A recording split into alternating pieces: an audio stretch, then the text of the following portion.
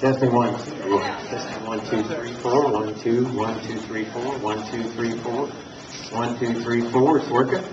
We're there. Can you hear me now?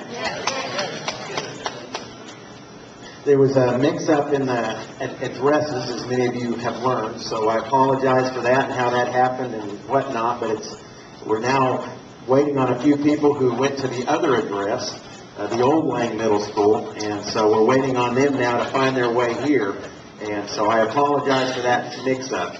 I guess that's what you get when you live in Monk's Corner. We're not used to anything this big.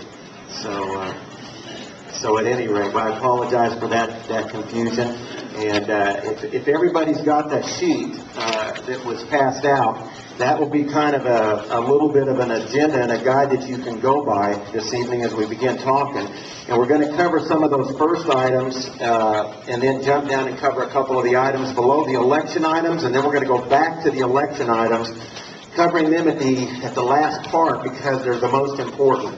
So we'll try to fly through this here and then spend the rest of the evening on that election items and whatnot. If you're a Tea Party goer and have been to the Tea Parties, has everybody in here been to a Tea Party outside somewhere?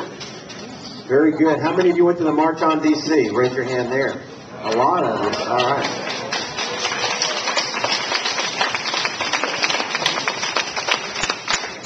All the clanging and banging is good, and it has its place and serves its purpose. But if that's the only tool we've got, then we're in deep trouble.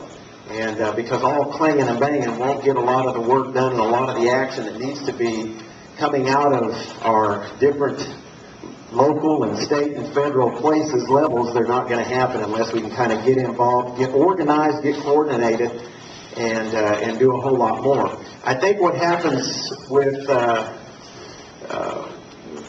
this Tea Party movement in large part, the March on D.C. really blew my mind because I was watching that pretty strongly for several weeks, 6, 7, 8 weeks out, and I was looking at the numbers that were available as to who all was going to go to that, and it wasn't impressive at all, and I was just wondering, if more conservative talk show hosts would get behind it, if you'd hear more on, through some of the television hosts and et cetera, then you could make that a decent event. And what saddened me, or what was saddening me at that time, was the fact that I knew that there were so many people that were involved in this grassroots movement that I felt like it would do those people injustice.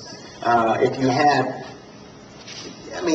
Dallas, Texas had 35,000 people at their Independence Day Tea Party. So Atlanta at the Tax Day Tea Party had about 25,000. So, those are pretty huge numbers. So, if you're going to put 45 or 50,000 people in D.C. from all around the country, that kind of wanes a little bit because of numbers that you've already seen within the Tea Party movement. And so that's what we were looking at going into 4 and 5 weeks out, was maybe you put, actually at that time, at about 6 weeks out, you were looking at maybe 12,000 people. And so as you got closer, you were hoping, hey, well, maybe it's going to get up to 50, 60, 75,000, maybe top over 100,000. Well, what was beautiful about that event was that, as you know, there were well over a million people, 1.5 million, 1.7 million or so that went on D.C., and the stories are incredible. People who never even got into the city. Couldn't even get into the city on the metro. It was full all day long, couldn't get in. Buses that were kind of turned back and turned away. There were 9,000 bus permits pulled on D.C. that day. And so it was a huge turnout, and the beauty of it, as it turns out, was that, guys, it was all grassroots. Glenn Beck was the only, as you know, I think, the only talk show host that actually got behind that movement, and he did it, I think, late in the game, but with about 4 weeks out, he began talking about it and starting to consider how he was going to get behind that movement.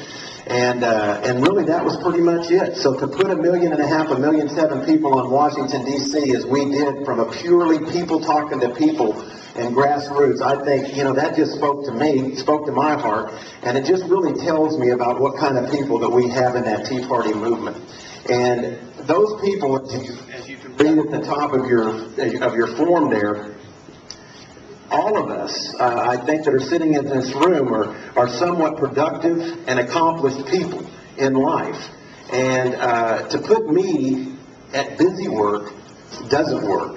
I can't handle that. I'm not the type of person that will just sit there and do busy work. With me, it's got to be work that I realize or I can see out and say, you know, there's an end to that will accomplish the means, or the means to that will accomplish the ends. And I've got to be able to see that. That's something I've got to see. I'm a project manager. I do high-end residential construction and have for I've been in construction all my life, I guess, pretty much.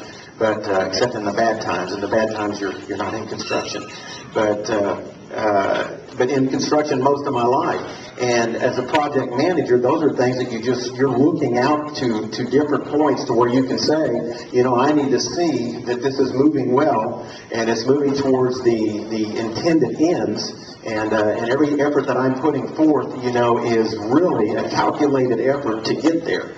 And so the Tea Party movement is a branded movement. So either from the liberal side, it doesn't wear well, or from our side, it wears well because we're all into this movement that actually wants that limited government, actually wants personal responsibility, actually wants national sovereignty, actually wants state sovereignty in the 10th Amendment.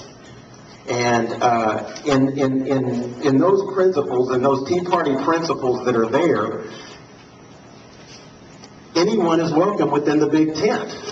I understand that there may be some that, you know, want more of this and some that want more of that, and etc., and have some other ideas and agendas, and they're valid. And I understand that, but the Tea Party tent is something that actually allows a large number of people to be able to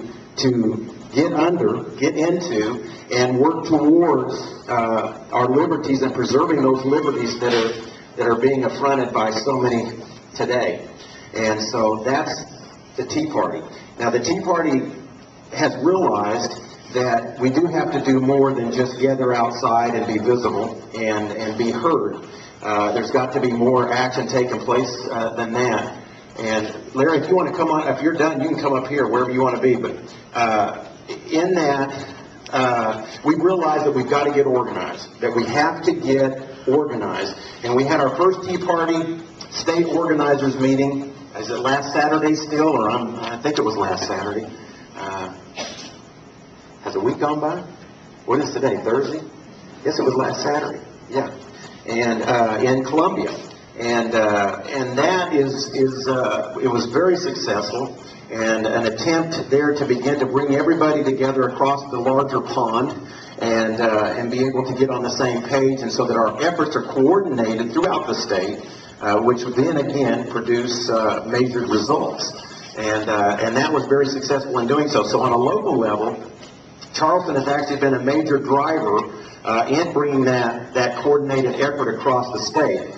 And on a local level, and when I say Charleston, that's the name of the Tea Party, you know, Charleston Tea Party. It incorporates all of us around the Low Country.